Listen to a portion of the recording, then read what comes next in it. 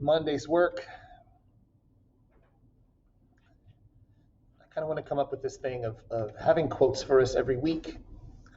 And I've just decided to start it today. I love this quote. They tried to bury us. They didn't know we were seeds. Bless you. And I always say, hard times show us how strong we are. We sometimes have to get to work so we can get through whatever problems we have to deal with. And when we do that, we realize, wow, I did more than I thought I could. I'm stronger than I thought I was.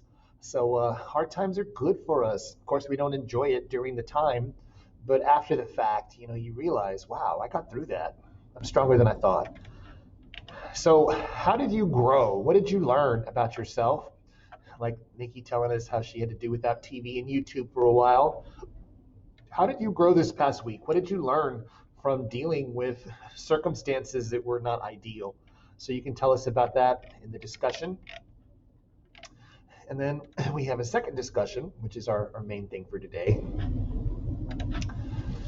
Moral dilemmas and relationships. And it's super short. We'll just read over it together. It says Stephanie's in the 9th grade and until recently felt pretty lucky. She had a good group of friends, was fairly popular, and was doing okay academically. The fall was hard because starting high school meant meeting a whole new group of people and teachers. Things were just beginning to get easier, and now she was in trouble. Stephanie always thought of herself as a good friend, but 2 weeks ago she found herself in a pretty big dilemma. One of her good friends, Rebecca, had confided to her that she liked a guy in the sophomore class. Stephanie had offered to go talk to him for her.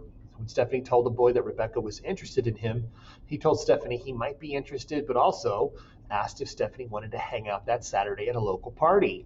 Uh-oh.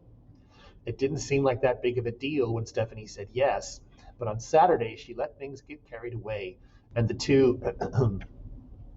She didn't even know why she did it. It just seemed really cool that he was into her, and quite frankly, she just wasn't thinking. To make matters worse, Rebecca came to her on Monday and asked if Stephanie knew anything about what was going on with this guy. She had heard that he had gotten together with someone else. Who could that be? And Rebecca was upset. Stephanie knew she should just tell Rebecca the truth, but she didn't want to lose her friendship.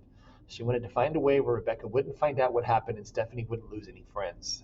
She had to think fast. She panicked and told Rebecca she had heard a rumor that he had hooked up with a certain other girl in their class, right? Not me, somebody else. Now everything felt like it was spinning out of control. The boy wasn't talking, but after Rebecca confronted the accused girl, she wanted Rebecca to set up a meeting so she could talk to Stephanie.